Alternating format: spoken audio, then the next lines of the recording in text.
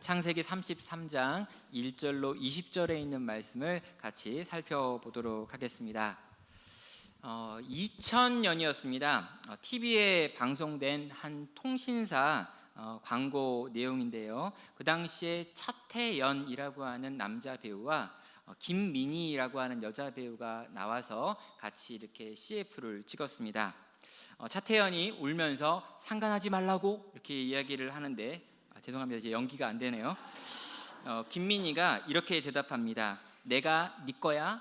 난 누구한테든 갈 수 있어. 사랑은 움직이는 거야. 라고 말하죠. 그때 이제 이 CF가 굉장히 히트를 쳐가지고요. 사랑은 움직이는 거야 라는 말도 굉장히 많이 나오고요. 내가 네 거야 라고 하는 질문도 굉장히 많이 그 이후에 패러디가 됐었습니다. 자, 이 이동통신 광고 문구였는데요. 이 문구에 나와 있는 사랑은 움직이는 거야 라고 하는 말은 실제로 이 광고 문구로 쓰여지기 전에 이미 스카펙이라고 하는 사람이 쓴 아직도 가야 할 길이라고 하는 책 안에 들어있는 내용입니다. 이 스카펙이 아직도 가야 할 길이라고 하는 책을 40년도 전에 썼는데요. 이 책은 심리학이라고 하는 것과 영성이라고 하는 것을 아주 잘 연결시킨 책이다라는 측면에서 굉장히 많은 영향력을 끼쳤던 책입니다. 그 이후에도 많은 책들이 나왔는데요. 그 많은 책들이 대부분 이 스카펙이 쓴 아직도 가야 할 길이라고 하는 책에 나와 있는 내용들이거나 이것들을 조금 더 연구한 내용들이다라고 할 만큼 이 영역에 있어서 독보적인 책이 바로 이 책입니다. 자, 이 아직도 가야 할 길이라고 하는 이 책은요, 이 사람의 영성에 대해서 이렇게 설명을 합니다. 하나님께서 우리에게 원하시는 것은 우리가 영적으로 성장해서 하나님과 함께 책임을 담당할 수 있게 되는 것이다 라고 설명을 합니다. 하나님이 우리에게 원하는 것은 우리가 영적으로 성장해서 하나님과 함께 책임을 감당할 수 있는 자리까지 가는 것, 이걸 영성이라고 이야기하고 영적인 성숙이라고 이야기하는 거죠.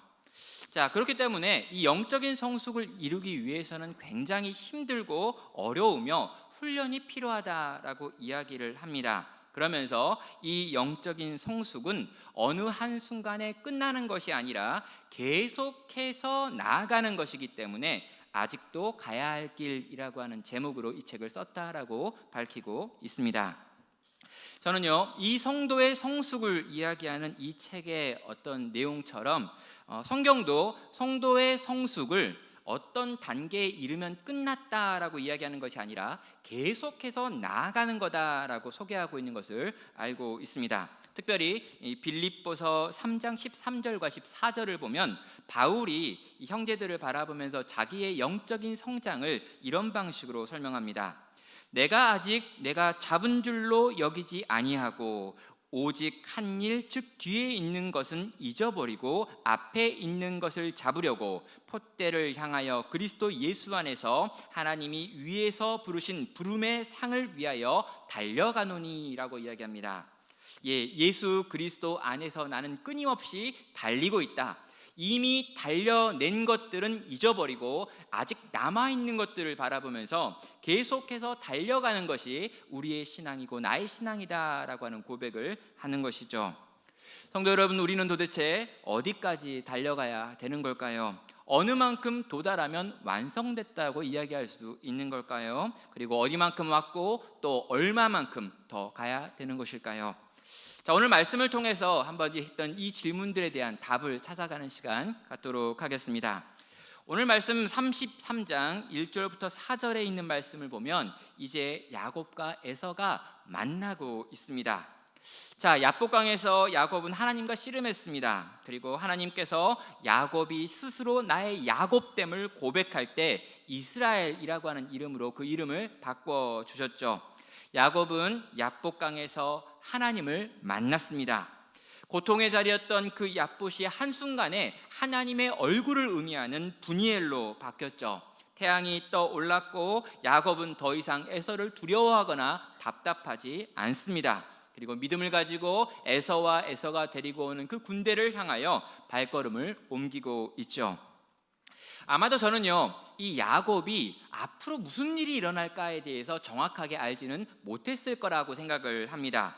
내가 에서를 만날 텐데 에서가 나를 어떻게 대할지, 또 에서가 데리고 오는 그 400명이나 되어지는 장정들이 나에게 어떻게 대할지, 내 가족이 어떻게 될지는 여전히 모르는 상태에 있었던 거죠. 그런데 이 야곱이 아는 게 있습니다. 뭐냐면 지난 밤에 여호와 하나님과 씨름하면서 알게 된 게 뭐냐면, 이 여호와 하나님께서 나를 지키시고 돌보시고 이끄시고 사랑하시고 나와 함께 하시기를 기뻐하시는 임마누엘의 하나님이구나라고 하는 걸 그는 그 밤에 느꼈던 거죠.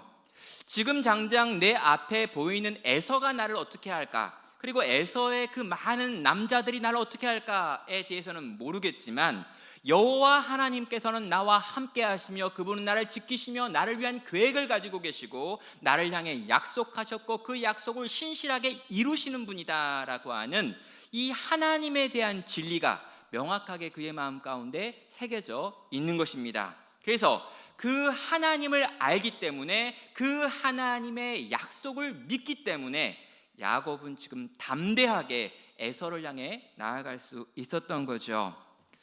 1절과 2절을 보면은요, 에서가 400명의 장정들을 데리고 다가옵니다. 그런데 그렇게 다가오는 이 사람들을 바라보면서 야곱이 하고 있는 첫 번째 일은 자기의 아내와 자식들을 줄 세우고 있죠.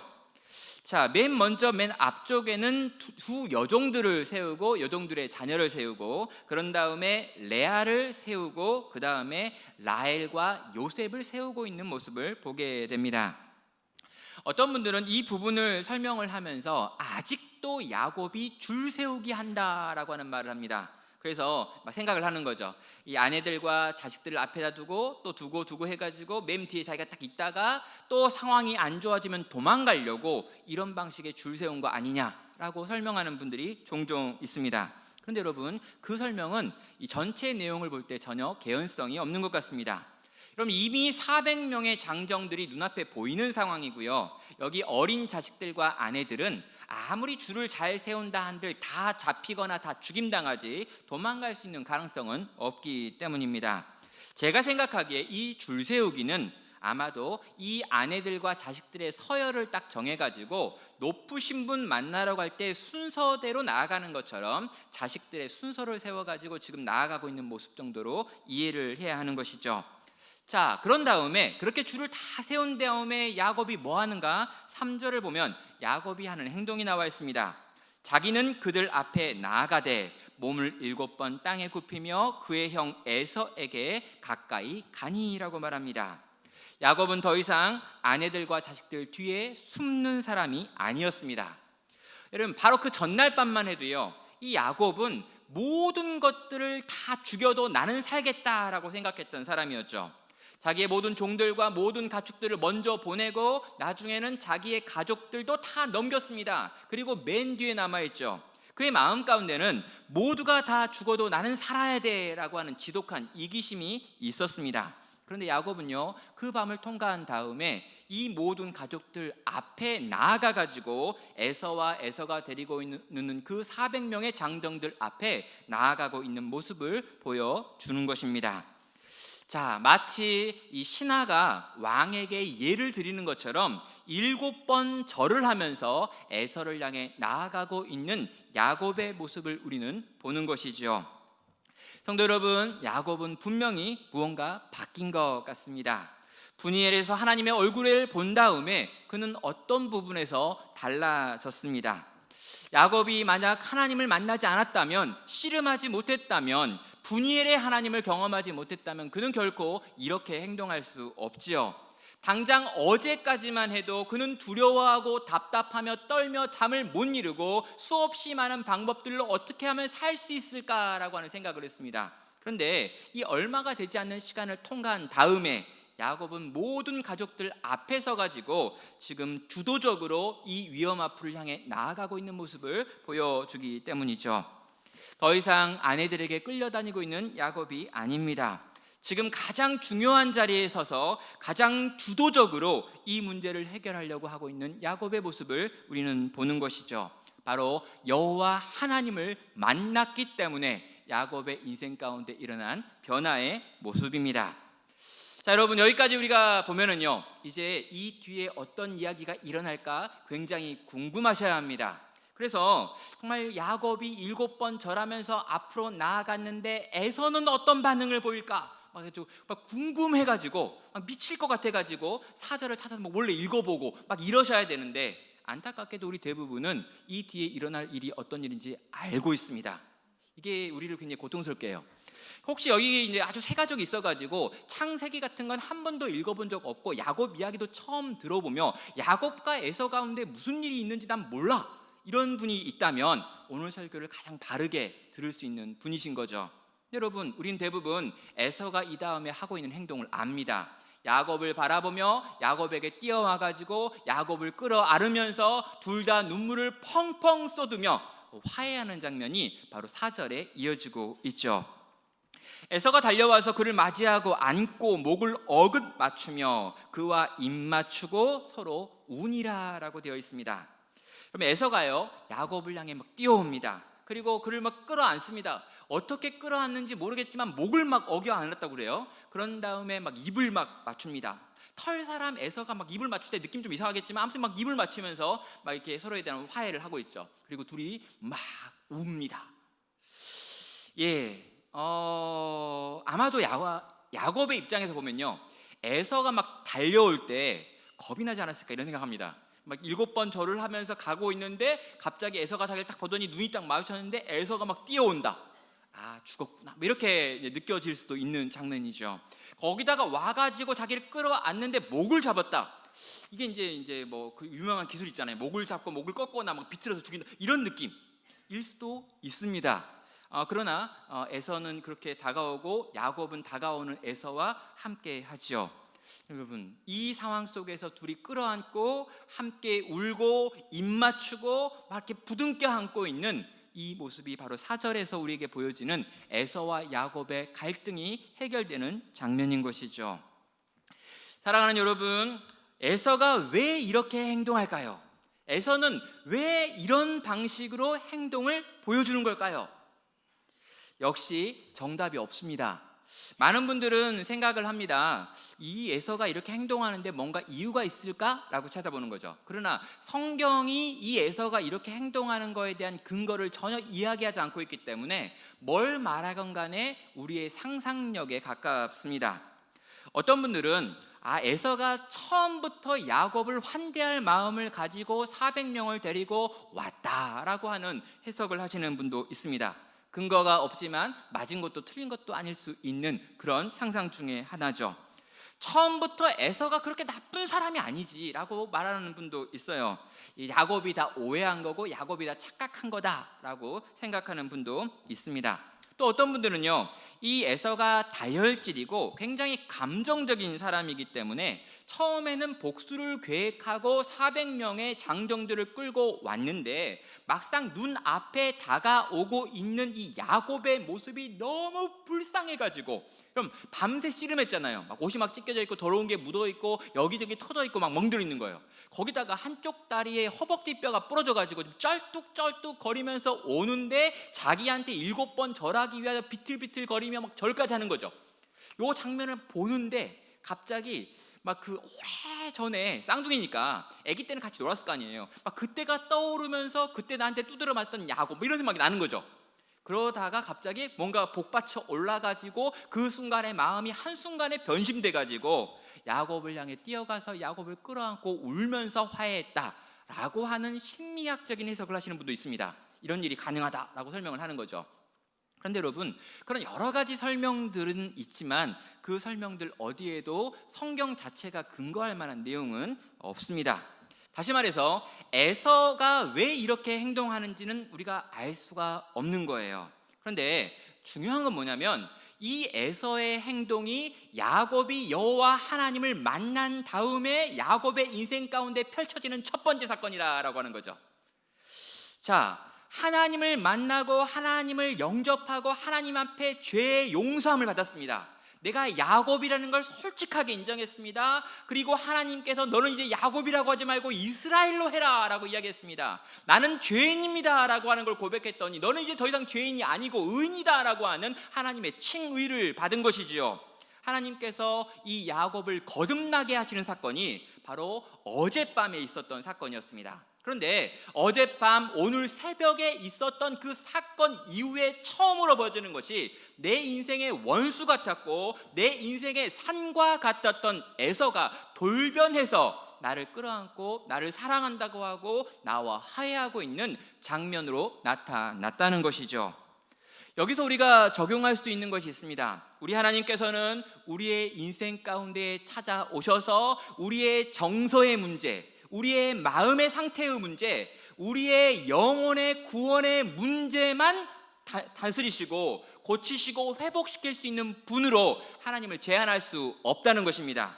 분명히 에서는 야곱의 인생 가운데 있었던 실제적인 산이었습니다. 절벽과 같았습니다. 그가 아무리 힘을 써도 이길 수 없는 장벽이 바로 에서였습니다. 그런데 여러분, 이 에서가 예수 그리스도를 만나서 그 안에서 이 복음을 받아들이고 수용하고 거듭난 이 야곱의 인생 가운데 있는 그 큰 산이 한순간에 바다로 집어 던져짐을 당하고 그 산이 허물어지며 그곳이 평지가 되어 이 에서를 끌어안고 화해하는 장면을 오늘 본문을 통해서 확인하게 되는 것입니다.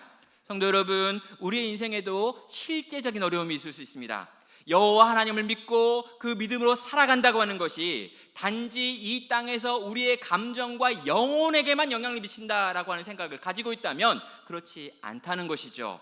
실제적으로 이 땅에서 우리가 살아가면서 경험하는 모든 실제의 문제 속에서도 하나님은 지금 일하실 수 있고 역사하실 수 있으며 우리를 돌보고 지킬 수 있는 분이시다라고 하는 것을 이 에서와 야곱의 화해의 장면을 통해서 우리는 확인하는 것입니다. 성도 여러분, 우리 앞에 놓여 있는 거대한 산들이 하나님의 은혜와 능력의 손을 통해서 바다가 되고 평지가 되는 것들을 경험하고 누릴 수 있는 복된 성도 되시기를 주의 이름으로 축원합니다. 자, 야곱은요 이런 방식으로 이제 에서와 화해를 했습니다.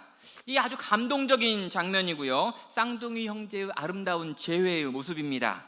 20년 동안 있었던 그들 사이에 있었던 그 긴 어려움들, 그리고 그 전부터 쌓여왔던 그 많은 고통의 시간들, 비교의 시간들, 반목의 시간들이 그렇게 끌어안고 한참을 울면서 어느 정도 해결이 된 것이죠. 이 복받쳤던 감정의 시간이 지나간 다음에 조금 떨어져 가지고 이제 이 둘이 20년 만에 만났으니까 대화를 하고 있습니다. 그 대화의 내용이 5절부터 15절까지 나와 있는 모든 내용이죠. 그런데 우리는 이 대화를 보시면서 뭔가 이 대화가 이상하다라고 하는 생각을 하셔야 합니다. 6절부터 7절을 보면은요, 에서가 일단 에서에게 이 처자식을 소개하고 있는 야곱을 보게 됩니다. 그런 다음에 이 처자식에 대하여 소개가 끝난 다음에 에서가 야곱에게 하는 말이 뭐냐면 밤 사이에 나한테 보냈던 그 많은 것들이 과연 뭐냐라고 하는 질문을 해요. 뭘 보냈습니까? 5대로 나눠 가지고 왕에게 줄 만한 많은 짐승떼를 바로 에서에게 보냈었기 때문이죠. 에서는 그 밤에 거기 오면서 5대나 되어지는 엄청난 양의 짐승들 이미 만난 겁니다. 그래가지고 그 짐승들이 뭐냐라고 이제 질문을 한 거죠. 그랬더니 야곱이 뭐라고 대답하냐면 내 주께 은혜를 입으려 함이니이다라고 말합니다. 그러니까 내가 당신에게 은혜를 받기 위해서 드린 선물입니다 라고 대답을 한 거죠. 그랬더니 에서가 야곱의 이 말을 듣고 굉장히 마음 아파하면서 야곱을 향해 이렇게 말합니다. 내 동생아, 내게 있는 것이 족하니 내 소유는 내게 두라 라고 말해요. 여러분, 이 표현 보면요, 에서가 우리가 상상했던 그런 사람이 아닐 수 있다는 느낌이 들죠. 여러분, 내 동생아, 여러분, 내 동생아, 내가 이미 가지고 있는 것이 충분히 있기 때문에 네 건 네가 그냥 가지면 돼 라고 말하면서 그 엄청나게 많이 밤에 자기에게 찾아왔던 그 많은 짐승떼를 다 동생에게 돌려주겠다라고 하는 말을 에서가 야곱에게 먼저 하고 있는 겁니다. 여러분, 우리가 이제 에서를 생각하면서 되게 에서는 나쁜 놈, 미운 놈 막 이렇게 생각하는 분이 있습니다.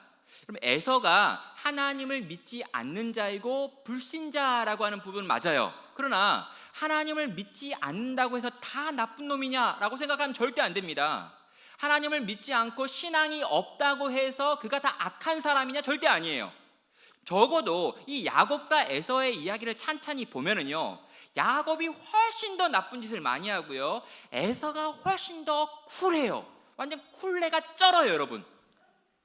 에서가 인기 있는 이유가 있어요. 이삭이 에서를 좋아하는 이유가 있습니다. 에서가 결혼을 그렇게 일찍 하는 이유가 있어요. 그렇게 많은 여인들과 결혼해서 행복하게 사는 이유가 있습니다. 한 민족을 이루는 이유가 있어요. 에서는 살았을 때 한 민족을 이룹니다. 야곱이 기껏 70명 만들었을 때 에서는 한 민족을 이루고 있거든요. 왜 그런 걸까요? 에서는 믿음이 없습니다. 그러나 유능한 사람이고 지혜로운 사람이고, 심지어 이런 장면을 보면요, 물질에 대한 욕심도 없어요. 그리고 동생이 다가와서 화해하니까 화해가 딱 끝나자마자 넌 내 동생이야요. 내 동생아, 하나님께 내게 충분히 줬다. 너도 그냥 네 거 가져. 이렇게. 나 이미 쓸 거 많어. 네가 보낸다고 선물 다 네가 가져. 이렇게 얘기하는 거죠. 아주 쿨해. 와. 우리는요, 에서가 털 사람이기 때문에 에서를 미워합니다. 에서가 좀 붉은색이라고 미워해요. 사냥꾼이어가지고 짐승 좀 잡았다고 좀 막 미워합니다. 아니, 에서가 팥죽 한 그릇랑 장자권을 판 게 뭘 우리가 미워할 이유가 됩니까? 야곱이나 에서의 관계 속에서 우리는 기본적으로 에서는 미워하고 야곱은 좀 지켜주려고 하는 마음이 너무나 많아서 에서를 바르게 이해할 수 없는 거죠. 내가 널 죽이겠다고 한 건 맞지만 지금 난 널 완전 용서했어. 넌 내 동생인데 어떻게 이렇게 많은 선물을 내가 받을 수 있겠니? 이 선물 다 돌려줄게. 너 그냥 가져. 하고 아주 쿨하게 에서는 이 선물을 돌려주겠다고 이야기하고 있습니다. 자, 여러분, 이 에서의 모습 앞에서 이제 야곱이 보여야 되는 거죠. 여러분, 야곱은 뭐라고 반응합니까? 10절부터 11절에 있는 내용을 보면은요, 야곱은 이렇게 대답합니다. 야곱이 이르되 그렇지 아니하니이다. 그럼 안 된다는 거예요. 그러면서 내가 형님의 눈앞에 은혜를 입었사오면 청하건대 내 손에서 이 예물을 받으소서. 내가 형님의 얼굴을 배운즉 하나님의 얼굴을 본 것 같사오며 형님도 나를 기뻐하시니이다 라고 말합니다. 하나님이 내게 은혜를 베푸셨고 내 소유도 조카오니 청하건대 내가 형님께 드리는 예물을 받으소서라고 그는 강권하고 있죠. 여러분, 강권한다라고 하는 건요, 한 번에 끝난 게 아니라 여러 번 반복적으로 이 선물은 꼭 받으셔야 합니다. 형님이 이거 다 받으셔야 됩니다. 하나님의 은혜를 내가 많이 받았기 때문에 나도 충분히 많이 있습니다. 형님 이거 받으세요. 막 이런 이야기를 하고 있는 거예요. 그래서 결국 이 선물을 형이 받게 됩니다. 자, 야곱은요, 형에게 어떻게든 이 선물을 안겨주고 있어요. 근데 여러분, 이 장면에서 우리가 생각해야 될 게 뭘까요? 여러분, 야곱은요, 이 선물을 전달하면서 이게 그냥 선물입니다 라고 이야기합니다. 당신의 은혜를 받기 위한 나의 선물이에요 라고 이야기해요. 그리고 이 선물을 안 받겠다고 이야기하니까 하나님과 관련된 표현들을 많이 써가면서 이걸 받으셔야 된다라고 하는 이야기를 합니다. 어떤 표현을 쓰냐면 내가 하나님의 은혜를 받아서 이 모든 걸 내가 받았습니다 라고 이야기해요. 그런 다음에 또 이 형을 바라보면서 내가 형의 얼굴을 보니까 하나님의 얼굴을 보는 것 같아요 라고 이야기합니다. 그런 다음에 하나님께 은혜를 많이 받았기 때문에 이 선물을 꼭 형이 받아야 된다고 이야기를 해요. 하나님의 이름을 한 번도 빼지 않고 매 본문, 매 절마다 끼워 넣어가지고 이 선물은 당신이 꼭 받아야 된다라고 말하고 있죠. 근데 여러분, 이 말을 들으면서 우리는 약간 의아해해야 합니다. 왜냐하면 이 선물을 준비할 때 야곱은 하나님을 전혀 의식하지 않고 이 선물을 준비했어요. 여러분, 야곱이 에서가 하나님의 얼굴이라고 생각해가지고 이 선물을 준비한 게 아니라 이 악마의 얼굴이라고 생각하고 이거 준비했죠. 이 에서는 도무지 말도 안 통하는 인간이고 분명 오면 날 죽일 거고, 그러니까 어떻게든 선물을 줘야겠고, 선물을 주되 한 번에 주면 안 넘어갈지 모르니까 5번에 나눠가지고 철저하게 그 마음을 깨가지고 나를 향해서 은혜를 베풀도록 만들어야겠다는 생각을 가지고 그 모든 전략을 다 동원해가지고 만들어낸 게 이 선물이었습니다.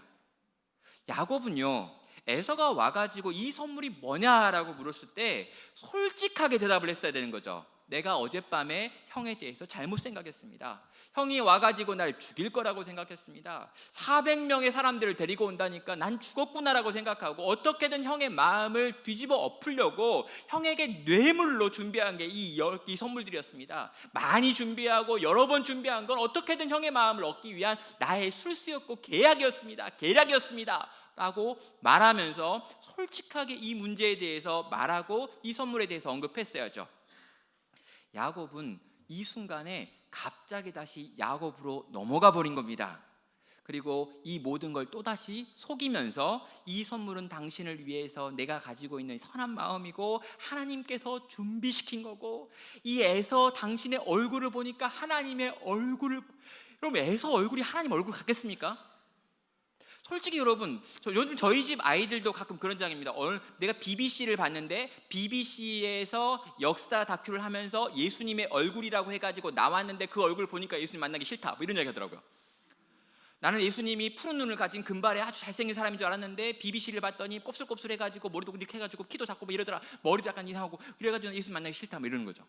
여러분, 이 야곱이 에서를 생각하고 에서를 딱 봤을 때 여러분 그 털이 많고 온몸이 붉으며 나이가 이제 91살이 되어진 그 에서가 진짜 하나님의 얼굴을 갖겠냐는 거예요.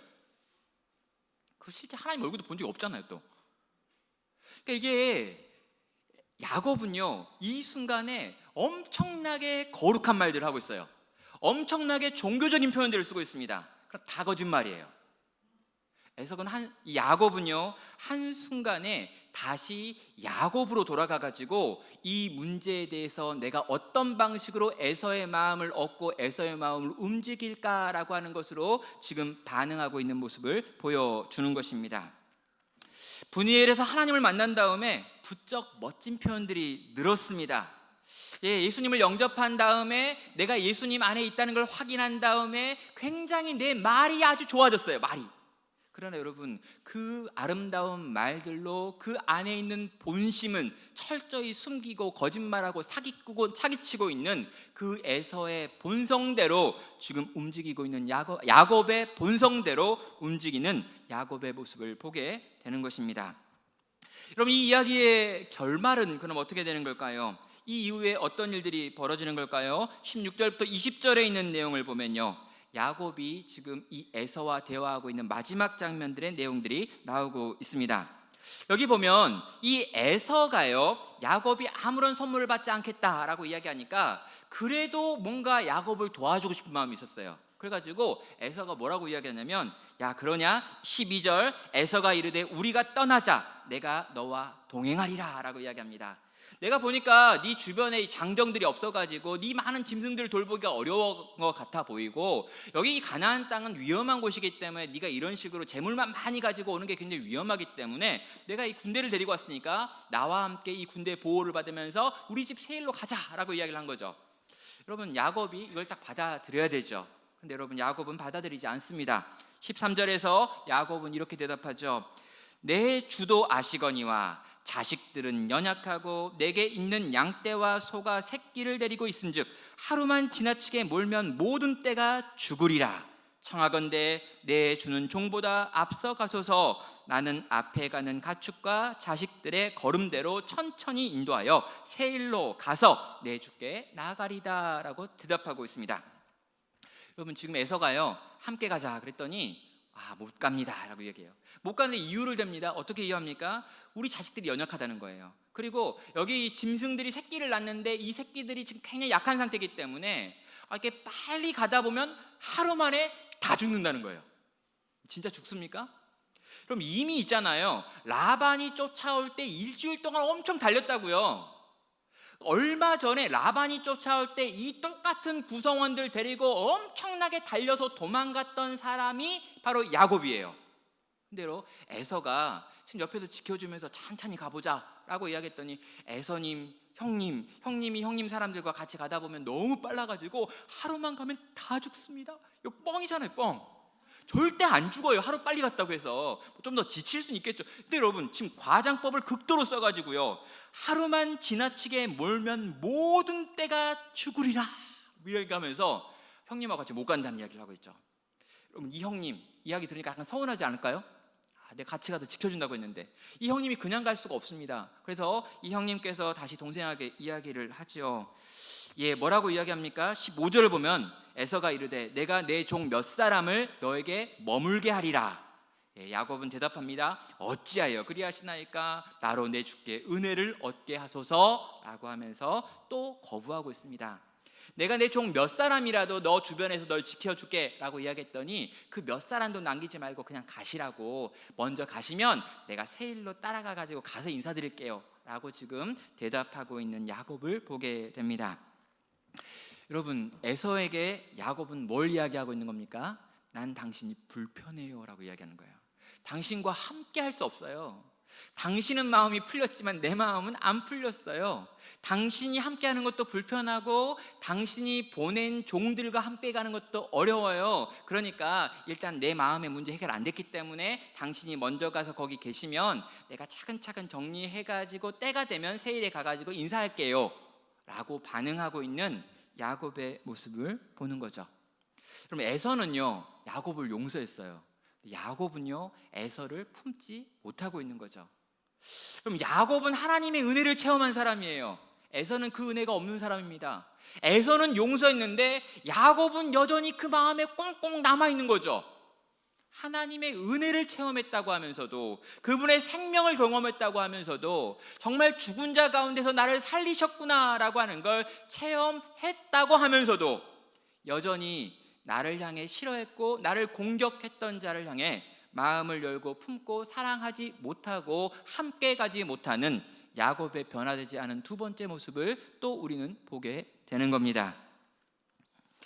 자, 야곱은 뭔가 변화되는 것 같았는데 변화되지 않은 영역들이 하나둘 드러나고 있습니다. 그렇다면 마지막 부분에 있는 내용을 통해서 야곱의 마지막 선택이 무엇인지를 또 확인하겠습니다.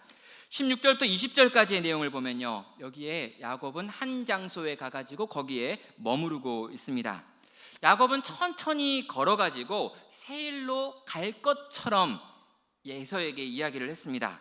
그런데요, 야곱은 세일로 가지 않습니다.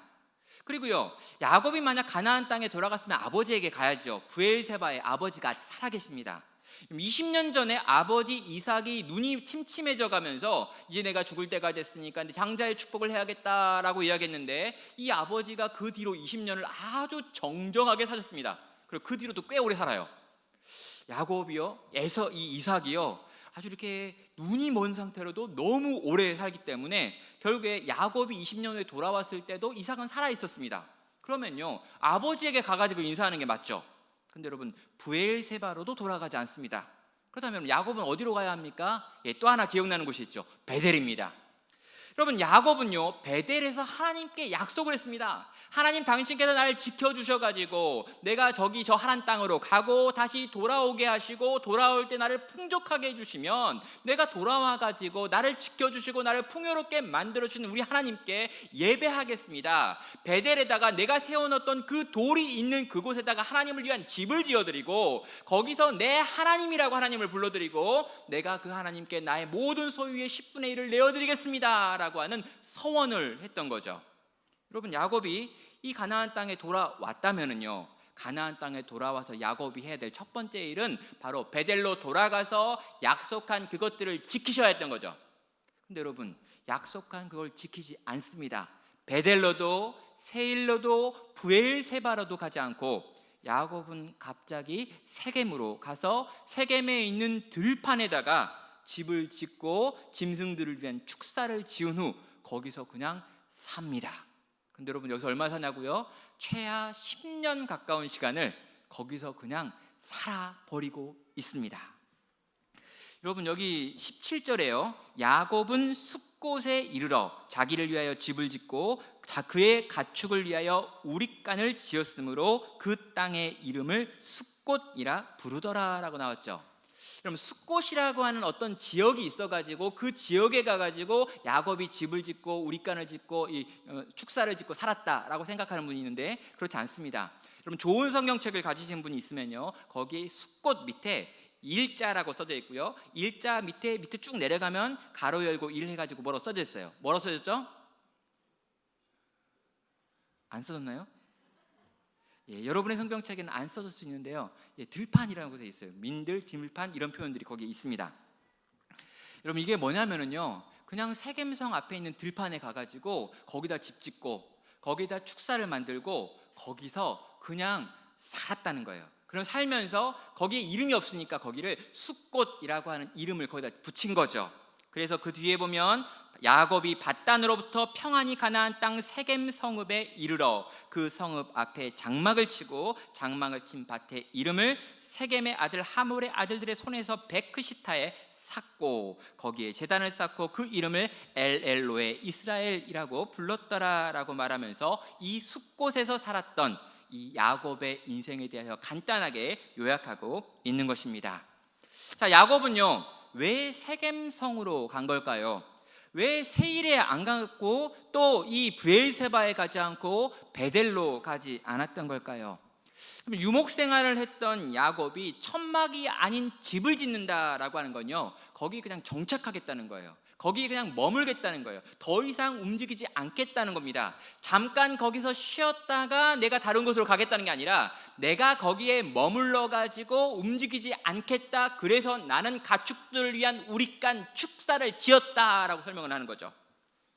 야곱은요 거기서 수년을 그냥 그렇게 살고 있습니다.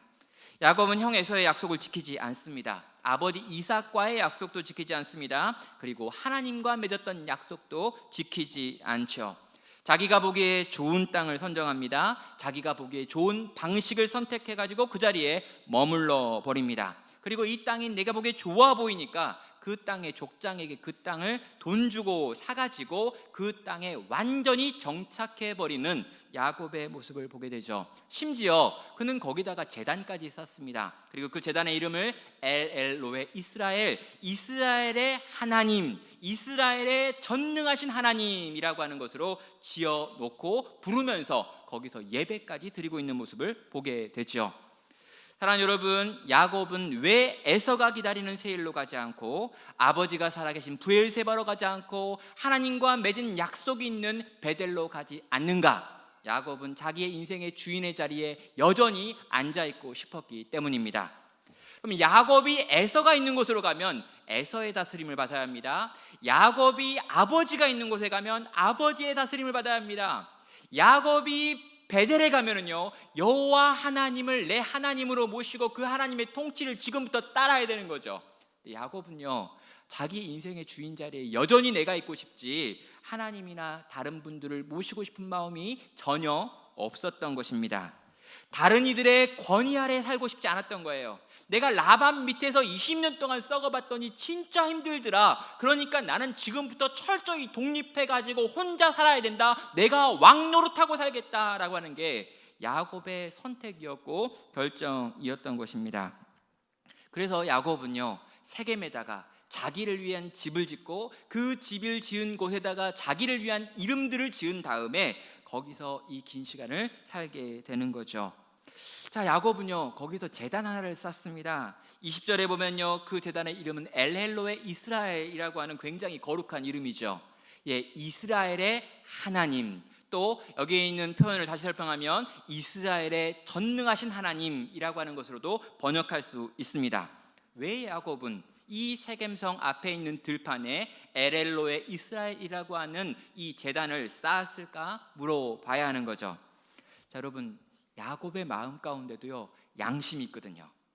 야곱이 딱 도착해가지고 짐을 꾸리고 찬찬히 생각해 보니까 참 미안한 거예요. 누구에게? 여호와 하나님께. 여러분 이 이삭도 별로 관심이 없고요 에서도 일단 문제가 해결됐거든요. 관심이 없는데 딱 하나 마음에 걸리는 게 있는데 바로 여호와 하나님이에요.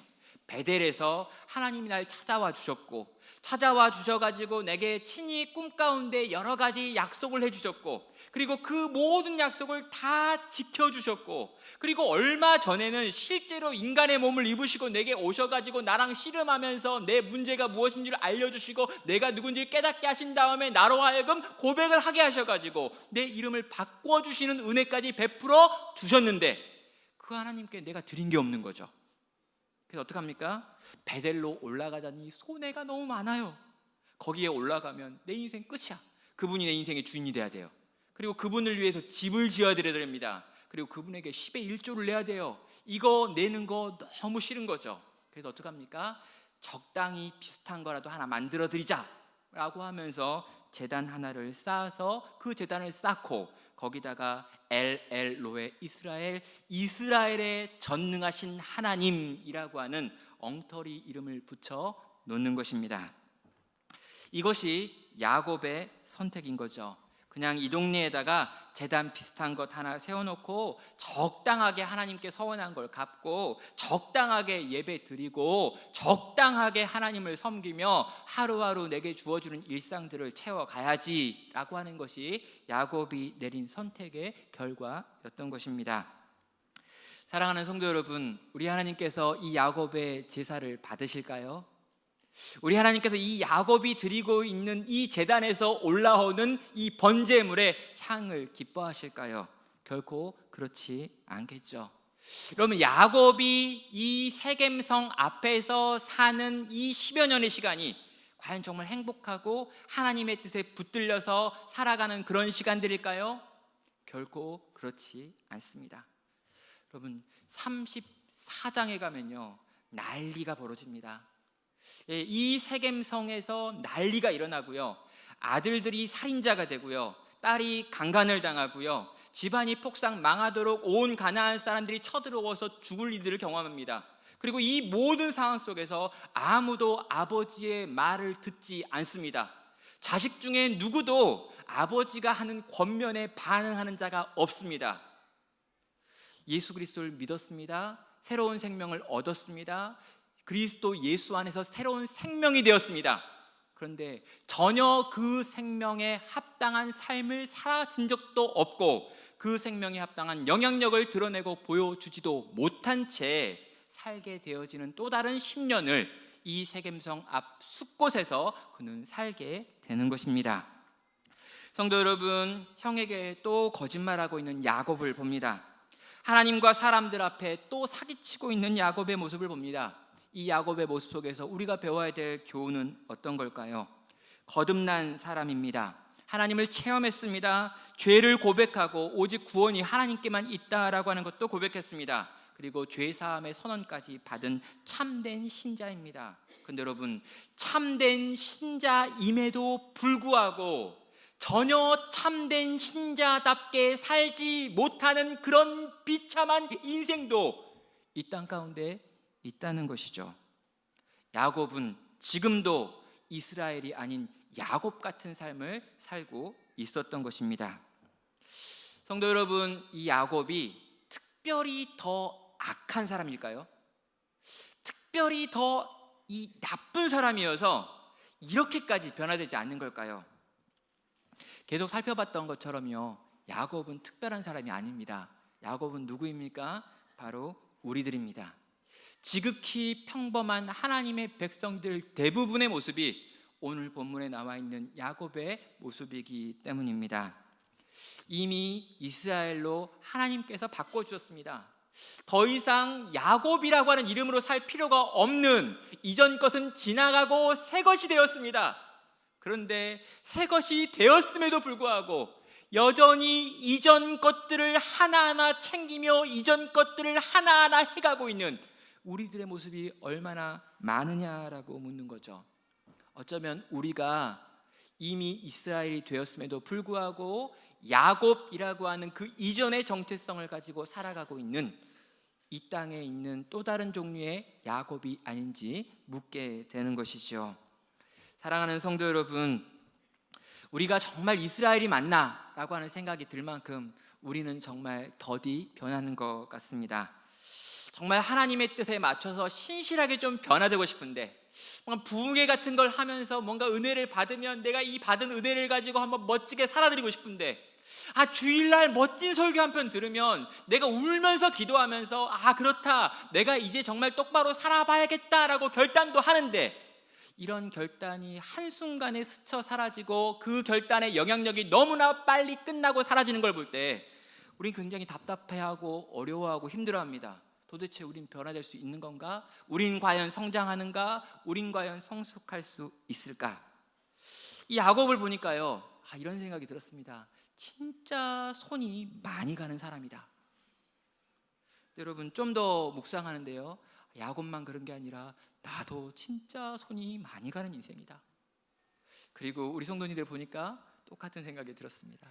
정말 주님이 많이 손을 대셔야 되는 인간들이 여기 모여 있구나. 사랑하는 여러분, 우리는 신뢰할 수 없으나 우리 하나님은 신뢰할 만한 분이십니다.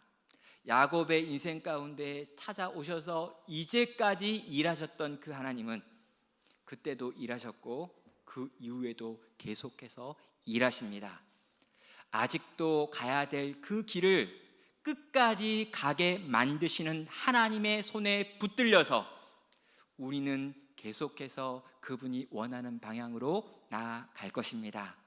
그분의 신실하심을 의지하고 그분의 손에 붙들려서 오늘 또 그렇게 주님이 원하시는 모양으로 이스라엘로 빚어져가는 복된 우리 모든 성도 되시기를 주님의 이름으로 축원합니다.